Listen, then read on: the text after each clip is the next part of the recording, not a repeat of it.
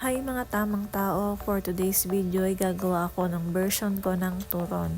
Nahati ko na nga pala sa gitna yung saging after ko siyang balatan. And ito na, kailangan nga palang ipagulong yung saging sa asukal bago natin ilalagay sa wrapper. And after mailagay, ay kailangan na nga balutin, parang pagsasharo ng handa, charing. So ayan nga po, ay binabalot ko na nga pala ang unang saging na aking binabalot ulit-ulit.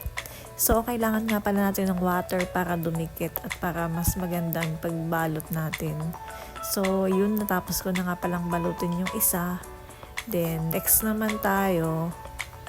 Ayan. And pagulungin na naman sa asukal. And ilalagay sa wrapper and babalutin. Balutin mo ako ng hiwaga ng iyong pagmamahal. Char, napakanta tuloy tayo mga guys. So, yan ang ating second na naibalot. Ganyan nga pala guys yung version ko ng lumpia. Ayoko kasi ng sobrang maasukal kapag naiprito na. Kasi nga syempre matamis naman na yung saging. Katulad ng pagmamahal ng jowa mo sa'yo. Matamis. Charing. So, ikatlo nga pala yan. Binabalot ko na nga pala. So, hindi ko na ipapakita lahat ng aking pagbabalot. At let's go na tayo sa pagprito natin ng aking version ng turon, mga tamang tao. Let's go guys! And no bashing mga guys kasi wala nga pala akong kawali dito. Yan lang yung available namin lutuan dito kasi kakalipat lang namin. And yun na nga guys, nilagay ko na ang binalot kong saging. Yan yung turon sa kumukulong mantika.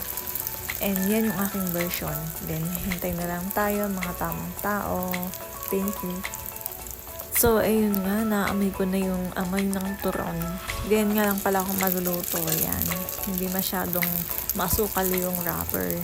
Kasi nga doon lang ako naglagay ng asukal sa saging. Yung binagulong ko nga pala. Mas gusto ko nga pala guys nang ako yung nagluluto ng mga merienda. Para syempre alam ko.